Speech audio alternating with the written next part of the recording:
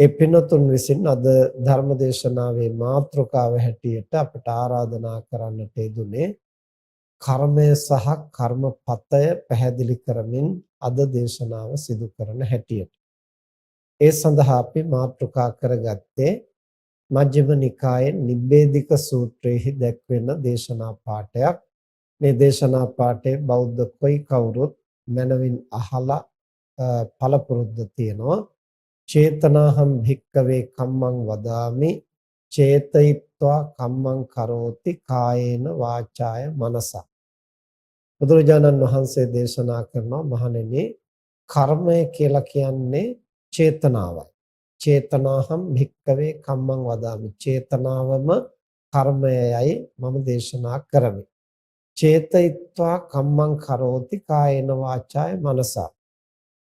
සිතලා එහෙම නැත්නම් චේතනාව මුල් කොටගෙන තමයි සත්වයින් කයින් වචනයෙන් සිතින් යන තුන්දොරින්ම කර්ම සිද්ධ කරන්නේ කියලා බුදුරජාණන් වහන්සේ දේශනා කරා.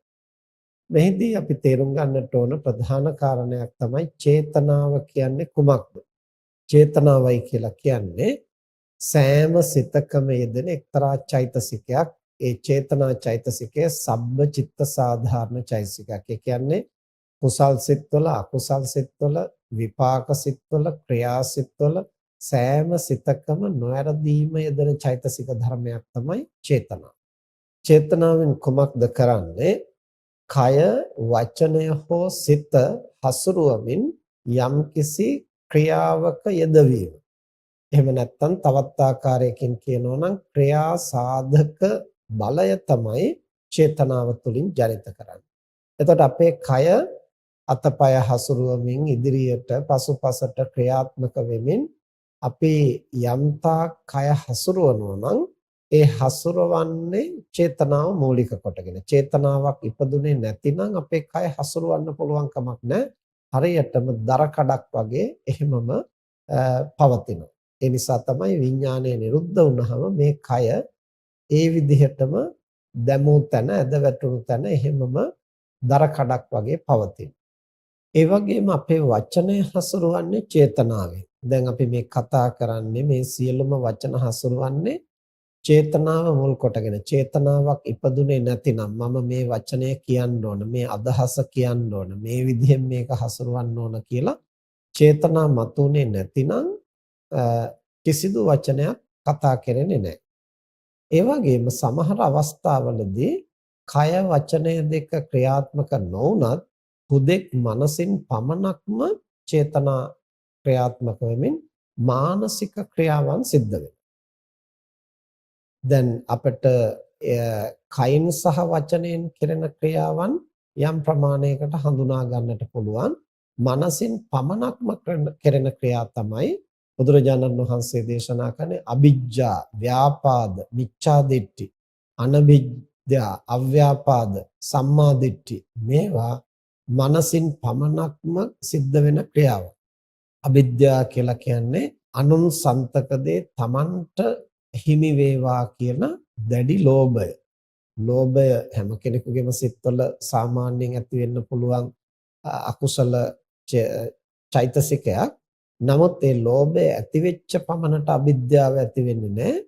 අන්සතු දේ, තමන්ට අයිති නොවන දේ දැකලා අහලා ඒ අනුසන්තක දේ තමන්ට හිමි කරගන්නට යම් මනෝභාවයක් ඇති වෙනවා නම් ඒක තමයි අවිජ්ජා කියලා හඳුන්වන්නේ. ඒ වගේම ව්‍යාපාද. ව්‍යාපාද කියලා කියන්නේ කෙනෙක් පිළිබඳව ඇති වෙන තරහ, නොසතුට, නොමනාපේ, ගැටීම සෑම විටම වගේ මනසේ ඇති වෙන්න පුළුවන්. නමුත් ව්‍යාපාද කියලා කියන්නේ ඒ තමන් අකමැති පුද්ගලයා නැසේවා වෙනසේවා කියන අදහස.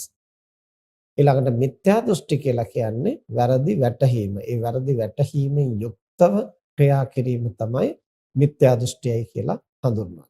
මෙන්න මේ විදිහට අපේ කය වචනය ක්‍රියාත්මක වුණත් නොවුණත් මනසින් පමණක්ම යම් කර්ම සිද්ධ වෙනවා.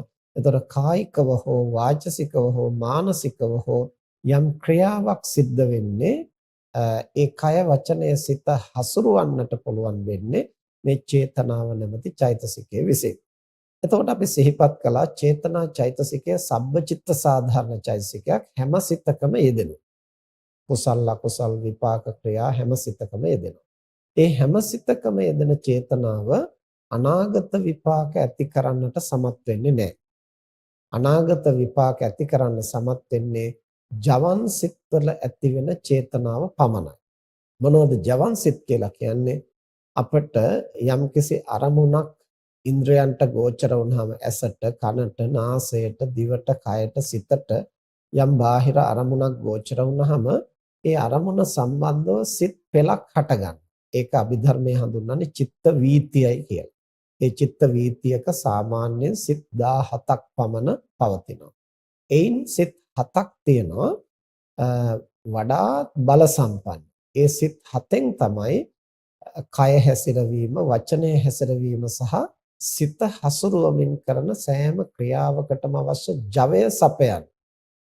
ඒ ක්‍රියා සාධක බලය වඩාත්ම සක්‍රියව පවතින්නේ මේ ජවන සිත්වල. ඒ නිසා ජවන් සිත් 7 යෙදෙන චේතනාව තමයි අනාගතයේ සැප දුක් විපාක ඇති කරන්නට සමත් වෙන්නේ. ඒ නිසා අවශේෂ සිත්වල ඇතිවන චේතනාවෙනුත් යම්කිසි ක්‍රියාවක් සිද්ධ කරනවා. ඒ නිසා සමස්ත චේතනාවම කර්මයේ හැටියට බුදුරජාණන් වහන්සේ දේශනා කරනවා ඒ ක්‍රියාවන් සිද්ධ කරන නිසා. එහෙම නැත්නම් ක්‍රියා සාධක බලයක් එහි තියෙන නිසා. නමුත් අර ජවන් සිත්වල ඇතිවෙන ක්‍රියා සාධක බලය ඒ මොහොතේ ඒ ක්‍රියාව කරන්නට පමණක් නෙමෙයි අනාගත විපාක ඇති කරන්නටත් සමත් වෙනවා. ඒ නිසා ජවන් සිත්වල ඇතිවෙන චේතනාව කුසල අකුසල කර්ම හැටියට ජනිත වෙනවා. දැන් රහතන් වහන්සේ නමක් ගත්තහම රහතන් වහන්සේට ඒ ජවන් සිත්වල ඇතිවෙන චේතනාවත් අනාගත විපාක ඇති කරන්නේ නැහැ. කුමක් නිසාද? උන්වහන්සේ අවිද්‍යාව තෘෂ්ණා ප්‍රහාණය කරලා තියෙන නිසා. එතකොට අවිද්‍යාව තෘෂ්ණාව ප්‍රහාණය නොකළ ඕනෑම කෙනෙකුට ප්‍රත්‍යඥයින්ට පමණක් නෙවෙයි සෝවාන් සකෘදාගාමි අනාගාමි උතුමන්ට පවා පහළ වෙන ජවන් සිත් වලින් අනාගතයේ සැප හෝ දුක් විපාක ඇති කරන්නට සමත් වෙනවා. ඒ නිසා ප්‍රධාන වශයෙන්ම කුසල කුසල කර්ම කියලා හඳුන්වන්නේ ජවන් සිත් වල යෙදෙන චේතනාව. එතකොට මේ ජනිත කරන කුසල කුසල කර්මයන් දෙවිධයකට විපාක ඇති කරනවා. ඒ තමයි ප්‍රතිසන්දි විපාක සහ ප්‍රවෘත්ති විපාක. ප්‍රතිසන්දි විපාකයයි කියලා කියන්නේ අනාගත භවයක උත්පත්තිය සාදා දෙන්නට මූලික වෙනවා. සුගතියේ හෝ දුර්ගතියේ හෝ උපත ලබා දෙන්නට හේතු වෙනවා. ඒකට කියනවා ප්‍රතිසන්දි විපාකයයි කියලා. ඉපදුණු තැනැත්තා මිය යන තෙක් සැප දුක් විපාක ඇති කරන්නට කර්ම උපකාර වෙනවා. ඒක හඳුන්වනවා ප්‍රවෘත්ති විපාකයයි කියලා. අපි දහම් පාසල් යන කාලේ පවා ඉගෙනගෙන තියෙනවා ජනක කර්ම, උපස්තම්භක කර්ම, උපපීලක කර්ම, උපඝාතක කර්ම. ජනක කර්ම කියලා කියන්නේ අර උත්පත්තිය සලසා දෙන කර්ම විපාක. ඒක තමයි ප්‍රතිසන්දි විපාක කියලා හඳුන්වන්නේ. ඊළඟට උපස්තම්භක උපපීලක කියලා කියන්නේ ජීවත් වෙන කාල සීමාව තුළ අපේ ජීවිතයට සැප දුක් ඇති කරන්නට සැපයගෙන දෙමින් උපස්තම්භක කර්ම විපාකයක් හැටියට ක්‍රියාත්මක වෙනවා කුසලය, දුක ඇති කරමින් පීඩාව ඇති කරමින් උපපීලක කර්මයක් හැටියට ක්‍රියාත්මක වෙනවා අකුසල කර්ම. උපඝාතක කියලා කියන්නේ සම්පූර්ණයෙන් ජීවිතය අහෝසි කරන විදිහේ කර්ම වේගයක්. මේ විදිහට ප්‍රධාන කොටස් දෙකක් තියෙනවා ප්‍රතිසන්දි විපාක සහ ප්‍රවෘත්ති විපාක වශයෙන්. ප්‍රතිසන්දි විපාක කියලා කියන්නේ භවයක උත්පත්තිය සලසා දෙන්නට සමත් වෙනවා. ප්‍රවෘත්ති විපාක කියන්නේ ඉපදුණු තැනැත්තාට සැප දුක් විපාක ගෙන දෙන්නට සමත් වෙනවා. එතකොට කර්මපත කියලා කියන්නේ දැන් අපේ මාතෘකාව කර්මය සහ කර්මපතය. කර්මය කියලා කියන්නේ ඔය ජවන් සිත්වල යෙදෙන චේතනා චෛතසිකය විසින් අනාගතයේ සැප දුක් විපාක ඇති කරන්නට ඇති කරන බලය. ඒ නිසා තමයි චේතනාහම් භික්කවේ කම්මං වදාමි කියලා දේශනා කරන්නේ. ඒතර අනිකුත් සිත්වල ඇති වෙන චේතනාවෙනුත් කර්මයක් කරනවා. ඒ වෙලාවේ අදාළ ක්‍රියාව කරන්න. නමුත් ඒවෙන් අනාගත විපාක ඇති කරන්නේ අනාගත විපාක ඇති කරන්න සමත් වෙන්නේ ජවන් සිත්වල යෙදෙන චේතනාව. එතකොට ජවන් සිත්වල යම් චේතනාවක් යෙදෙනවද එය ලෝභ ද්වේෂ මෝහ සමග යෙදෙනවා නම් ඒක අකුසල කර්මයක් හැටියට අනාගතේ දුක්ඛ විපාක ඇති කරන්න සමත් වෙනවා. ඒ ජවන් සිත්වල අලෝභ අද්වේෂ අමෝහ යෙදෙනවද එතකොට කුසල මූලයන් සමග එකතු වෙලා ඒ චේතනාව අනාගතේ සැප විපාක ගෙන දෙන්නට සමත් වෙනවා. මෙන්න මේ විදිහට අනාගතේ කුසල කුසල කර්මයන් හැටියට සැප දුක් විපාක ගෙන දෙන්නට සමත් වෙන චේතනාව මුල් කොටගත් මානසික తত্ত্বය අනාගතයේ සැප විපාක හෝ දුක්ඛ විපාක ඇති කරන නිසා ඒවා හඳුන්වනවා බුදුදහමේ කර්ම හැටියට. කර්මපත කියලා කියන්නේ ඒ ඇති කරන විපාකය යම්කිසි ගතියක උත්පත්තිය සලසා දෙන්නට සමත් වෙනවා නම් අන්නේ උපත සාදා දෙන්නට සමත් වෙන කර්මය කර්මපත කියන නමින් හඳුන්වනවා. එතකොට සමහර කර්ම තියෙනවා උපතක් සලසා දෙන්නට සමත් වෙන්නේ නැහැ. ඉපදුනාට පස්සේ සැප දුක් විපාක ඇති කරන්නට පමණයි සමත් වෙන්නේ. ඒ බඳු කර්ම වලට කර්මපත කියලා කියන්නේ නැහැ. ඒවට කියන්නේ කර්ම කියලා. කර්මපත කියලා කියන්නේ සැප දුක් විපාක ඇති කරනවා වගේම උත්පත්තිය සලසා දෙන්නටත් සමත් වෙනවා. එහෙමනම් මෙන්න මේවා තමයි කර්ම වෙන්නේ, මේවා තමයි කර්මපත වෙන්නේ කියලා එහෙම වෙන් කරන්න පුළුවන් කමක් නැහැ. එකම කර්මය කර්මයක් වෙන්නටත් පුළුවන් කර්මපතයක් වෙන්නටත් පුළුවන් එහි ප්‍රබලත්වය අනුව. එතකොට යම්කිසි කර්මයක් කර්මපතයක් බවට පත් වුනොත් ඒ කර්මයට පුළුවන්කම තියනවා ඒ තැනැත්තාව ඒ ගතිවල උත්පත්තියට පමුණුවන්න. බුදුරජාණන් වහන්සේ නිබ්බේධික සූත්‍රයේදී දක්වනවා අත්තිභික්කවේ කම්මං නිරය වේදනීය තිරච්ඡාන යෝනි වේදනීය පෙත්ති විසය වේදනීය මනුස්ස ලෝක වේදනීය දේව ලෝක වේදනීය මේ විදිහට බුදුරජාණන් වහන්සේ දේශනා කරනවා මහණෙනි සමහර කර්ම තියෙනවා නිරයේ ඉපදිලා විඳ යුතු කර්ම සමහර කර්ම තියෙනවා പ്രേත ලෝකේ ඉපදිලා විඳ යුතු කර්ම සමහර කර්ම තියෙනවා තිරිසන් ලෝකේ ඉපදිලා විඳ යුතු කර්ම සමහර කර්ම තියෙනවා මනුස්ස ලෝකේ ඉපදිලා විඳ යුතු කර්ම සමහර කර්ම තියෙනවා දිව්‍ය ලෝකේ ඉපදිලා විඳ යුතු කර්ම මේ විදිහට නිරය තිරිසන් പ്രേත මනුෂ්‍ය දිව්‍ය ආදී ඒ සුගති දුර්ගති වලට සත්වයා පමුණුවා සැප දුක් ගෙන දෙන්නට සමත් වෙන කර්ම තමයි කර්මපත කියලා හඳුන්වන්නේ. යම්කිසි කර්මයකින් සුගතියෙහි හෝ දුර්ගතියෙහි ඉපදුනාට පස්සේ ඒතනත්තාට සැප දුක් විපාක ඇති කරන්නට පමණක් උපකාර වෙන ඒවා හඳුන්වනවා කර්ම හැටියට. නමුත් ඒවා කර්මපත කියලා හඳුන්වන්නේ නැහැ. එතකොට මෙන්න මේ විදිහට කර්මය සහ කර්මපතය කියලා හඳුන්වන්නේ චේතනාවක් ජනිත වෙලා ඒ චේතනාවෙන් අපේ කය වචනය සහ සිත හසුරුවන. ඒ හැසිරවීම සෑම සිතකින්ම සිද්ධ කෙරෙනවා. නමුත් ඒ සෑම සිතකම ජනිත වෙන චේතනාව අනාගත විපාක ඇති කරන්නට සමත් වෙන්නේ නැහැ. අනාගත විපාක ඇති කරන්න සමත් වෙන්නේ ජවන් සිත්වල යෙදෙන චේතනා චෛතසිකයේ පමණයි. ඒ අනාගත විපාකයක් දෙවිධයකට ඇති කරනවා ප්‍රතිසන්දි විපාක සහ ප්‍රවෘත්ති විපාක කියලා. ප්‍රතිසන්දි විපාකය කියන්නේ උත්පත්තිය සලසා දෙන්න සමත් වෙනවා. ප්‍රවෘත්ති විපාකය කියන්නේ ඉපදුනාට පස්සේ සැප දුක් වෙන දෙන්නට සමත් වෙනවා.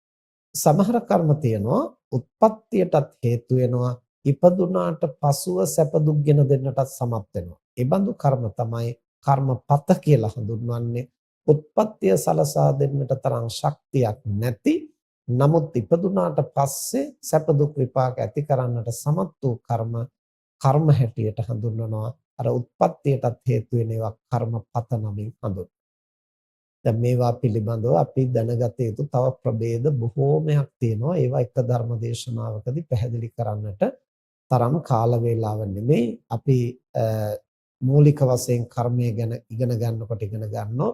දිට්ඨ ධම්ම වේදනී, උපපජ්ජ වේදනී, අපරාපරිය වේදනී. ඒ කියන්නේ මේ ලෝකේ විපාක දෙන කොටස, මතු භවයේ විපාක දෙන කොටස, එතෙන් පටන් සසර පිරිනිවන් පාන දෙක් විපාක දෙන කොටස වශයෙන් මේ කුසල කුසල කර්මයන්ගේ විපාක දෙන අවස්ථා අනුවත් ප්‍රභේදයන් පවතිනවා. ගරුක කර්ම ඊළඟට ආසන්න ආචින්න කටත්තා කර්ම වශයෙන් කර්මය මරණාසන්න මොහොතේ මතුවෙන ආකාරවල විශේෂත්වයන් තියෙනවා. ඊළඟට ජනක කර්ම උපස්තම්භක උපපීලක උපඝාතක වශයෙන් විපාක ඇති කරන ආකාරය අනුව කර්මයන්ගේ වෙනස්කම් තියෙනවා. ඊළඟට අල්පසාවද්ද මහාසාවද්ද වශයෙන් අකුසලය අඩු වැඩි වශයෙන් වෙනස්කම් පවතිනවා. මෙහෙම ගොඩාක් ප්‍රභේද කුසල අකුසල කර්මයන් පිළිබඳව ඉගෙන ගත යුතු පැති තියෙනවා. දැන් අපි අද අපේ අවධානය යොමු කරන්නේ කර්මය සහ කර්මපතය කියන මූලික ස්වરૂපය හඳුනා ගන්න.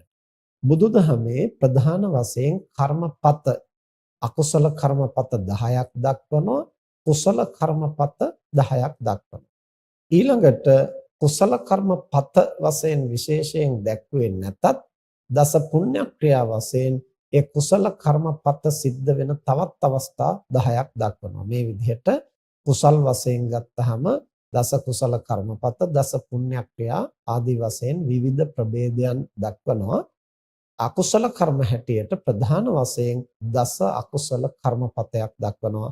ඒ කියන්නේ කයින් සිද්ධ වෙන අකුසල් 3කුත්, වචනයෙන් සිද්ධ වෙන අකුසල් 4කුත්, සිතින් පමණක්ම සිද්ධ වෙන අකුසල් 3කුත්. කයින් සිද්ධ වෙන අකුසල් 3 තමයි ප්‍රාණඝාත, අදත්තාදාන, කාම මිත්‍යාචාර. වචනයෙන් සිද්ධ වෙන අකුසල් 4 තමයි මුසාවාද, විසුන වාච, පරුස වාච, සම්පප්පලාප.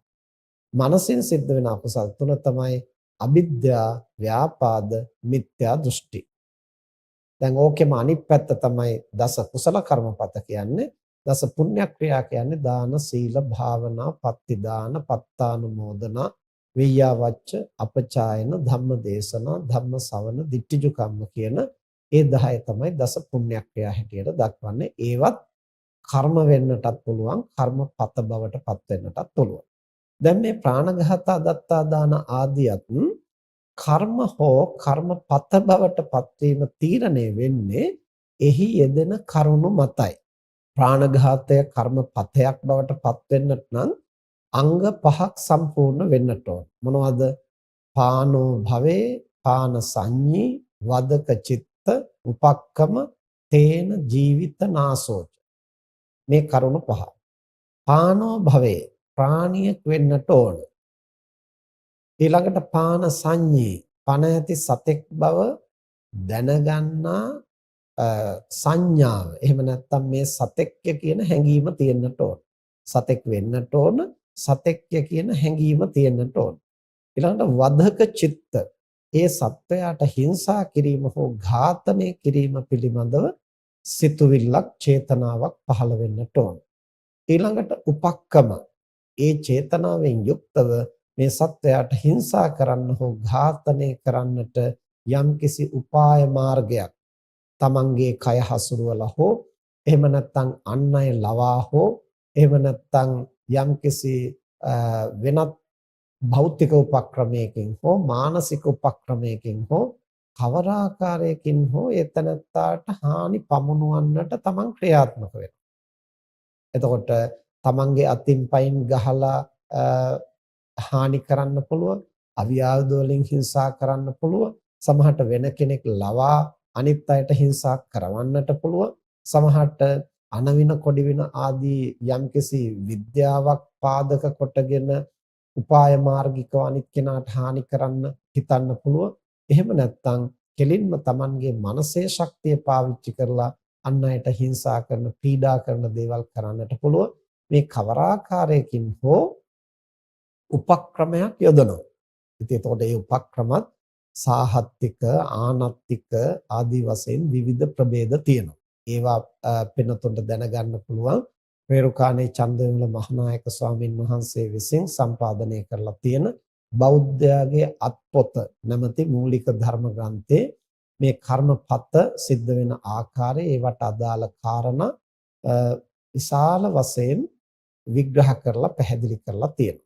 එතකොට ඒ ප්‍රාණඝාතය කර්මපතයක් හැටියට ඊළඟ භවයක නිරයෙහි, പ്രേත ලෝකේ, අසුර ලෝකේ, ඒ වගේම තිරිසන් ලෝකේ උපද්දවන්නට නම් මෙන්න මේ කාරණා 5 සම්පූර්ණ වෙන්නට ඕන. ප්‍රාණියෙක් වෙන්නට ඕන, ප්‍රාණියෙක් බව දැනගන්නට ඕන, වදක සිතක් පහළ වෙන්නට ඕන, උපක්‍රමයක් යොදන්නට ඕන.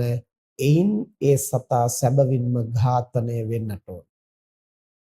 ඔය කරුණු පහම සම්පූර්ණ වුණොත් ඒ කර්මය ඒතනත්තාව දුගතියෙහි උත්පත්තිය සලසා දෙන්නට හේතු වෙනවා.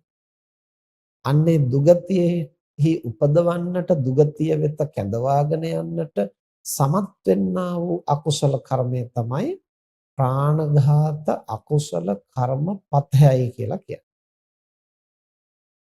දැන් ওই කරුණ වලින් සමහර කාරණා වෙනස් වුණොත්, ඒ කියන්නේ සතෙක් කියලා හිතා ගන්නවා, ඒ කියන්නේ සත්ව සංඥාව තියෙනවා, වදක චේතනාව ඇති වෙනවා, උපක්‍රමයක් යොදනවා, උපක්‍රමයක් යොදලා හිංසාවක් කරනවා. නමුත් සැබවින්ම එතන සතෙක් හිටියේ නැතිනම්, එතකොට අපිට සත්ව සංඥාව ඇති වුණාට, වදක චේතනාව ඇති වුණාට, උපක්‍රම යෙදුවට ඝාතනය වෙන්නට සතෙක් නැහැ. එතකොට පළවෙනි කාරණය එතන නැතිනම් අන්තිම කාරණය සම්පූර්ණ වෙන්නේ නැහැ. එතන සතෙක් හිටියේ නැත්තම් අපේ උපක්‍රමයෙන් ඝාතනයක් සිද්ධ වෙන්නට ඉඩක් නැහැ. හැබැයි දැන් අපිට සත්ව සංඥාවක් ඇති වෙලා තියෙනවා, වදක චේතනාවක් ඇති වෙලා තියෙනවා, ක්‍රියාත්මක වෙලා තියෙනවා. ඒකෙන් අපිට කර්මයක් සිද්ධ වුණා. ඒකෙන් අකුසලයක් සිද්ධ වුණා. හිත දූෂ්‍ය වීමම අකුසලයක්. ඒතකොට ඒ අකුසලය අපිට මේ භවයේ අපේ හිත කිලිටි වෙන්නට, නැවත නැවත අකුසල් ජනිත වෙන්නට, ද්වේෂය බහුල වෙන්නට හේතු වෙනවා. නිර්වාණ මාර්ගය අවහිර කරන්නට හේතු වෙනවා. ඊළඟට මතු භවයන්හි නැවත නැවත ද්වේෂය මතුවෙන්නට හේතු වෙනවා. ඒ වගේම යම් යම් පීඩා ඇති වෙන්නට හේතු වෙනවා. මෙබඳු තත්වයන්ට අපි ලක් වෙන්නට ඒ කර්මය හේතු වෙනවා. හැබැයි දුගතියෙහි උපදවන්නට ඍජුවම ඒ කර්මය හේතු වෙනවයි කියලා කියන්නට පුළුවන් කමක් නැහැ. අන්න ඒ විදිහට අර එකම කර්මය ඔය අංග පහම සම්පූර්ණ වුණොත් ඒකාන්තයෙන්ම දුගතිය උපද්දවන්නට සමත් වෙන බලවත් කර්මයක් සිද්ධ වෙනවා. ඒ කරුණ වලින් යමක් වෙනස් වුණොත් අපට ඊතරම් ප්‍රබල කර්මයක් ජනිත වෙන්නේ නැහැ. ඒ කියන්නේ දුගතිය උත්පත්තිය සාදා දෙන්නට සමත් වෙන්නේ නැහැ. සමත් වෙන්නේ නැතිනම් එතන කර්මයක් සිද්ධ වුණාට කර්මපතයක් වෙන්නේ නැහැ. ඊළඟට අපි හිතමු සතෙක් සැබවින්ම ඉන්නවා, සතෙක් කියන සංඥාවක් ඇති වෙනවා, වදක චේතනාවක් ඇති වෙනවා, උපක්‍රමයකුත් කරනවා. නමුත් ඒ සතා සැබවින්ම අපේ උපක්‍රමයෙන් ඝාතනය වෙන්නේ නැහැ. අපි උපක්‍රම යෙදුවට ඒ සතාට සැබවින්ම හානියක් වෙන්නේ නැහැ. එහෙම හානියක් නොවුනහම ඒ කර්මය අපට හිත කිලිටි වෙන්නට හේතු වෙනවා. සමහර විට එය දුගතිය උත්පත්තිය ලබන්නට හේතු වෙන්නට පුළුවන් කරුණු යෙදෙන ආකාරය මත. නමුත් ඒ දුගතියේ උපදින්නට හේතු වෙනවා නම් ඒක කර්මපතයක් කියන තැනට ක්‍රියාත්මක වෙලා තියෙනවා. ඊතරම් බලවත් නොවුනොත් ඒක අකුසල කර්මයක් වුණාට දුගතිය උත්පත්තිය සාදා දෙන්නට සමත් නොවෙන්නට පුළුවන්. එන්න මේ විදිහට අපට මතු පිටින් බලලා එකවරම තීරණය කරන්න පහසු නැහැ.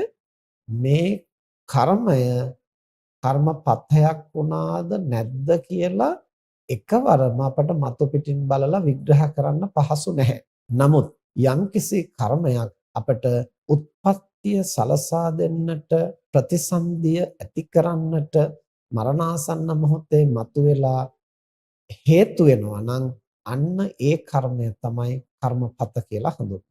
එතකොට ඒ කර්මපත භාවයටපත් වෙන්න ඔය අංග පහ සම්පූර්ණ වුණොත් නොවැරදීම එය උත්පත්තිය සලසා දෙන්නට හේතු වෙන කර්මයක් බවට පත් වෙනවා. හැබැයි මේකෙන් අදහස් කරන්නේ නැහැ ඒ උත්පත්තිය සලසා දෙන්නට හේතු වෙන කර්මයෙන් අනිවාර්යෙන්ම දුගතියේ උපද්දවනවාමයි කියලා නියමයක් නැහැ. ඇයි බුදුරජාණන් වහන්සේ දේශනා කරනවා එබඳු කර්ම අපි සතුව අසංඛ්‍ය ගණනක් සසරේ තියෙන්නට පුළුවන්. ඒ කර්මවලට අවස්ථාවක් සැලසුනොත් විතරයි ඊළඟ උත්පත්තියකට හේතු වෙන්නේ. ඒ කියන්නේ කුසල අකුසල කර්මයන් කරපු පමණට විපාක දෙන්නේ විපාක දෙන්නේ මතුවෙන ආකාරය. දැන් එතකොට ඔය අංග පහ සම්පූර්ණ වුණාම ඒ අකුසල කර්මය කර්මපතයක් බවට පත් වෙනවා. නිරයෙහි උපද්දවන්නට, තිරිසන් ලෝකේ උපද්දවන්නට, ඒ වගේම പ്രേත ලෝකේ උපද්දවන්නට සමත් වූ කර්මයක්. හැබැයි ඒකෙන් සැබවින්ම අපි නිරයේ උපදිනවද නැද්ද කියන එක තීරණය වෙන්නේ ඒ කර්මයට අවස්ථාවක් ලැබුණොත් පමණයි. උදාහරණයක් හැටියට දැන් අඟුලිමාල කුමාරයා දැනගෙනම දහස් ගණනක් මිනිසුන් මැරුවා. සතෙක් බව දැනගන්නවා, සතෙක් වෙනවා, සතෙක් බව දැනගන්නවා, වදක චේතනාව උපක්‍රමයේදී මේන් ඝාතනය. එතකොට අඩුවක් නැතුව මනුෂ්‍ය ඝාතනයම සිද්ධ කරගත්තා. එතන මහා සාවද්‍ය කර්ම. නිකන් සාමාන්‍ය සතෙක් මරනවා වගේ නෙමෙයි, කඩියෙක් කුහුඹියෙක් මදුරුවෙක් මරනවා වගේ නෙමෙයි. කඩියෙක් කුහුඹියෙක් මදුරුවෙක් මරුවත් කර්මපතයක් සිද්ධ වෙනවා. ওই කරුණ පහ සම්පූර්ණ නම්, නමුත් ඒ අපි විසින් ඝාතනය කරන්නේ තිරිසන් සතෙකුට වඩා මිනිස්සෙක් නම් එතන ඝාතනයට ලක් වෙන පුද්ගලයාගේ ස්වභාවය මත කර්මය වඩා බරපතල වෙනවා. යොදන උපක්‍රමය වඩා රළු නම්, සෑහෙන කාලයක් සැලසුම් කරලා උපක්‍රමය යොදන්න ඕන නම් කර්මය වඩාත් බලවත් වෙනවා. ඊළඟට අපේ චේතනාව සමග යෙදෙන ද්වේෂය, වෛරය වඩා බලවත් නම් එතකොට කර්මය වඩා බලවත් වෙනවා. අප විසින් ඝාතනය කරන තැනැත්තා වඩා සිල්වතෙක් නම්, ගුණවතෙක් නම් කර්මය වඩාත් බලවත් වෙනවා. ඒ තමන්ගේ මව නම්, පියා නම්, රහතන් වහන්සේ නමක් නම් ඒ කර්මය ආනන්තර පාප කර්මයක් බවට පත් වෙනවා. මෙසේ කර්මයේ විවිධ ස්වરૂපයන් තියෙනවා ඒ කාරණා මත. දැන් ආනන්තර පාප කර්මයක් නම් අනිවාර්යයෙන්ම මරණාසන්න මොහොතේ මතුවලා විපාකත්වයටපත් වෙනවා. ඒක තමන් දැනගෙන හිටියත් නොදැන හිටියත් කියලා කියන්නේ, දැන් අපි හිතමු තමන් කුඩා කාලේ තමන්ගේ තාත්තා තමන්ව දාලා ගිහිල්ලා. අපි හිතමු වෙනින් විවාහයක් කරගෙන ඈතක ජීවත් වෙනවා. එතකොට දැන් මේ දරුවා ලොකු මහත් වෙනවා මව සමග. එතකොට දරුවා ලොකු මහත් වෙනකොට දරුවා තාත්තා කවුද කියලා දන්නේ නැහැ. තාත්තට දැන් දරුවා ලොකු මහත් වුණාට පස්සේ මේ මගේ දරුවයි කියලා දැක්කට හඳුනා ගන්නත් බෑ. යම් අවස්ථාවක දෙපිරිසක් අතර ගැටුමක් ඇති වෙනකොට අර දරුවා ගහපු පහරකින් අර තාත්තා මිය ගියොත්, එතකොට දැන් මේ යනකොටත් තාත්තා දන්නේ මේ මගේ දරුවයි මට ගැහුවේ කියලා. දරුවා දන්නෙත් නැහැ මේ තාත්තටයි ගහන්නේ කියලා. හැබැයි සතෙක් වීම, සතෙක් බව දැන ගැනීම, වදක චේතනාව, උපක්‍රමය, ඒන් ඝාතනය වීම කියන ප්‍රාණඝාතයට අදාළ අංග පහම සම්පූර්ණ වෙනවා. දැන් අංග පහ සම්පූර්ණ වෙලා නිසා ප්‍රාණඝාතය සම්පූර්ණයි, කර්මපතයක් බව සම්පූර්ණයි. දැන් දන්නේ නැත්තේ මොකද්ද?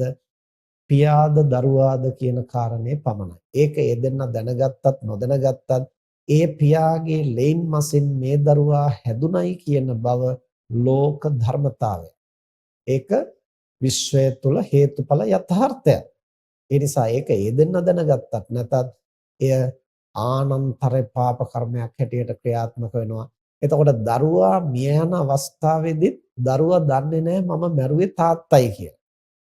දන්නේ නැති වුණාට ධර්මතාවයක් හැටියට ඒ පියාට ගහලා පියාව ඝාතනය කරපු කර්මය මරණාසන්න මොහොතේ කර්ම නිමිති ගති නිමිති වශයෙන් මතුවලා නොවැරදීම නිරයේ උපද්දවන්නට සමත් වෙනවා. හැබැයි අවශේෂ කර්මය, දැන් අඟුලිමාල විසින් මව ඝාතනය කරන්නට ක්‍රියාත්මක වෙද්දි තමයි බුදුරජාණන් වහන්සේ ගිහින් වැළැක්ුවේ. එහෙම මව ඝාතනය කළා නම් අඟුලිමාල කුමාරයාට ඒ භවයේ රහත් වෙන්න කොතෙක් හැකියාවන් තිබුණත් ඒ සියල්ල වැළකී යනවා. නොවැරදීම ඊළඟ භවයේ නිරය උපදිනවා. බුදුරජාණන් වහන්සේ ඒක වැළැක්වුවා. එතකොට ඊට පෙර ආතුව වෙනත් මිනිස්සෙයින් දහස් ගණනක් මරලා තිබුණා. ඇඟිලි 999ක් එකතු කළාට ඒ ඇඟිලි එකතු කරන්න කලිනුත් මිනිස්සු මැරුවා.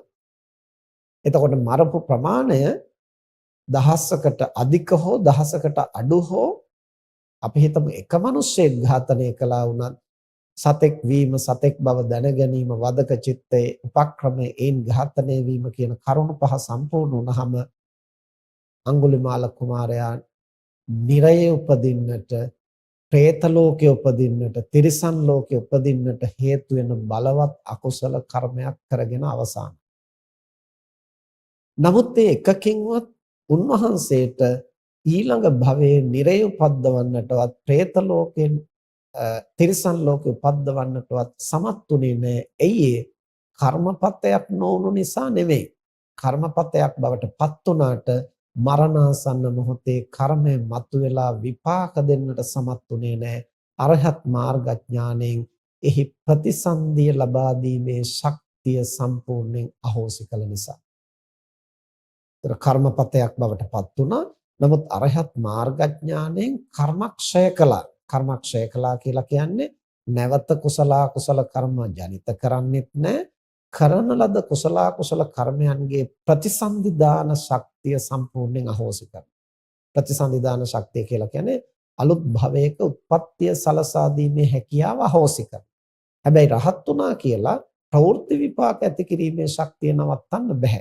ඒ කියන්නේ ඉපදිලා ඉන්න ආත්ම භාවය කියන්නේ දැනටම උන්වහන්සේ මේ ලෝකේ ජනිත වෙලා නිසා ඒ භවය තුල ditta dhamma වේදනීය වශයෙන් ඇති කළ යුතු ප්‍රවෘත්ති විපාක. ඒ කියන්නේ ඉපදුනාට පස්සේ ඇති කරන විපාක ටික ඇති කරනවා. හැබැයි ප්‍රතිසන්දිය ලබා දෙන්නට සමත් වෙන්නේ නැහැ. ඇයි ඒක කර්මපතයක් නොවුණු නිසා නෙමේ කර්මපතයක් බවට පත් වුණාට එය අරහත් මාර්ගඥානයේ නිෂේධ කළා. ඊළඟට අපි තව අවස්ථාවක් අරගෙන බලමු. දේවදත්ත හාමුදුරුවෝ ආනන්තර පාප කර්ම දෙකක් කරගත්තා. ඒ කියන්නේ සංඝ භේදය සහ ලෝහිතුප්පාද. ලෝහිතුප්පාද කියන්නේ බුදුවරයෙකුගේ ලේසල වීම. දැන් මේ දෙකම නොවැරදීම ඊළඟ භවයේ නිරය උපද්දවන්නට සමත් වෙනවා. ආනන්තරය කියලා කියන්නේ න අන්තරය. අතරතුරක් නොතබා දෙවන භවයේම නිරය උපද්දවන්නට සමත් වෙනවා. හැබැයි දෙවනි භවයේ නිරය උපද්දවන්නට පුළුවන් වෙන්නේ එක අකුසල කර්මයකට පමණයි ඒ ක්‍රියාව කරන්න පුළුවන්. මොකද අකුසල් දෙකකින් ප්‍රතිසන්දි දෙකක් ඇති කරන්නට දෙවනි භවයේ පුළුවන් කමක් නැහැ. දෙවනි භවය කියන්නේ එක් අවස්ථාවක්. ඊළඟට තවත් භවයක උපද්දවනවා නම් ඒක තුන්වෙනි භවය. ඒතර ආනන්තරය කියලා කියන්නේ අනිවාර්යෙන් දෙවන භවයේ ප්‍රතිසන්දිය ඇති කරන්නටයි සමත් වෙන්නේ. දැන් උන්වහන්සේ ආනන්තර පාප කර්ම දෙකක් කරගත්තා වුණාට එයින් එක අකුසල කර්මයකට පමණයි දෙවන ආත්ම භාවයේ ප්‍රතිසන්දිය ඇති කරන්නට පුළුවන්කම තියෙන්නේ. අනෙක් කර්මය ආනන්තර කර්මයක් වුණත් දෙවන භවයේ ප්‍රතිසන්දිය ඇති කරන්නට සමත් වෙන්නේ නැහැ. ඇයි දෙවන භව තියෙන්නේ එකයි. ඒ නිසා. එතකොට ඒ ආනන්තර පාප කර්ම දෙකෙන් වඩා බලවත් පාප කර්මය තමයි උන්වහන්සේට නිරයේ උපදින්නට හේතු වෙන්නේ. නමුත් නිරයේ ඉපදුනාට පස්සේ ප්‍රවෘත්ති විපාක ඇති කිරීමේදී අර කර්ම දෙකේම ශක්තිය ක්‍රියාත්මක වෙනවා. අඩුවක් නැතුව දෙවන භවයේ විපාක ඇති කරන්නට හේතු වෙන්නේ දැන් අපි කියවනේ ditta dhamma වේදනීය, උපපජ්ජ වේදනීය, අපරාපරිය වේදනීය කියලා. ditta dhamma වේදනීය කියලා කියන්නේ ජවන් සිත් 7 පළමු ජවන් සිතේ විපාකය. ඒක මේ ජීවිතේ විපාක දුන්නොත් විපාක දෙනවා. විපාක දෙන්නට අවස්ථාවක් නොලැබුණොත් ඒක අහෝසි වෙනවා. ඒ පළමු ජවන් සිතේ විපාකය ආයේ ඊළඟ භවයක විපාක දෙන්නේ නැහැ. ditta dhamma වේදනීය කියලා කියන්නේ මේ ජීවිතේ පමණයි. මේ ජීවිතේ විපාක දෙන්න අවස්ථාවක් ලැබුණ නැත්නම් අහෝසි වෙනවා. උපපජ්ජ වේදනීය කියලා කියන්නේ අර ජවන් සිත්වල 7 වෙනි ජවන් සිතේ ශක්තිය. ඒක දෙවන ආත්ම භාවයේ විපාක දෙන්න ඉඩ ලැබුණොත් විපාක දෙනවා. නැත්නම් අහෝසි වෙනවා. දැන් දේවදත්ත හාමුදුරුවෝ ආනන්තරේ පාප කර්ම දෙකක් කරගත්තා. දෙකෙන්ම ප්‍රතිසන්දිය ඇති කරන්නට පුළුවන් කමක් නැහැ. එකකින් ප්‍රතිසන්දිය ඇති කරනවා. අනිත් ආනන්තරේ පාප කර්මය දෙවන භවයේ ප්‍රතිසන්දිය ඇති කරන්නට හැකියාව තිබුණට ප්‍රතිසන්දිය ඇති කරන්නට අවස්ථාව නොලැබීම නිසා දෙවන භවයේ ප්‍රතිසන්දිය ඇති කිරීමේ ශක්තිය අහෝසි වෙනවා. හැබැයි ප්‍රවෘත්ති විපාක ඇති කරනවා. දැන් අර ජවන් සිත්වල මැද සිත් පහ බලවත් නිසා තුන්වෙනි ආත්ම භාවයේ ඉඳලා පිරිනිවන් පාන භවය දක්වාම පිරිනිවන් පාන මොහොත දක්වාම කල්ප ලක්ෂයක් වුණත් සසර ගමනේ ඉඩ ලැබුණොත් මතුවලා විපාක දෙනවා. ඉඩ නොලැබුණොත් යටපත් වෙනවා. දැන් දේවදත්ත හාමුදුරුවන්ට දෙවනි භවයේ විපාක දෙන්න අවස්ථාව නොලැබුණාට ඒ ආනන්තර පාප කර්ම දෙකම අපරාපරිය වේදනීය කර්ම වශයෙන් සසරේ පැවතුනොත් නැවත නැවත නිරයේ උපද්දවන්නට, නැවත නැවත තිරිසන් ලෝකේ උපද්දවන්නට, പ്രേත ලෝකේ උපද්දවන්නට තරම් බලවත්. හැබැයි උන්වහන්සේ නිරයේ මිදිලා ඇවිල්ලා මනුලොවට ඇවිල්ලා ඉක්මනින්ම පසේ බුද්ධත්වයට පත් වෙලා පිරිනිවන් පෑවොත් අර කර්මපතවලට විපාක දෙන්නට අවස්ථාවක් නැතු වෙනවා. ඒවා හැමම අහෝසි කර්ම බවට පත් වෙනවා. හැබැයි යම් අවස්ථාවක් ලැබුණොත් දුගතියේ උපද්දවන්නට අර ජවන් සිත්වල බලය සමර්ථයි. එතකොට පළමු ජවන් සිත ප්‍රතිසන්දි විපාකයක් ඇති කරන්නට සමත් වෙන්නේ නැහැ. ditta ධම්ම වේදනීය වශයෙන් මේ ලබා ඇති ආත්ම භාවය තුල විපාක ඇති කරනවා පමණයි.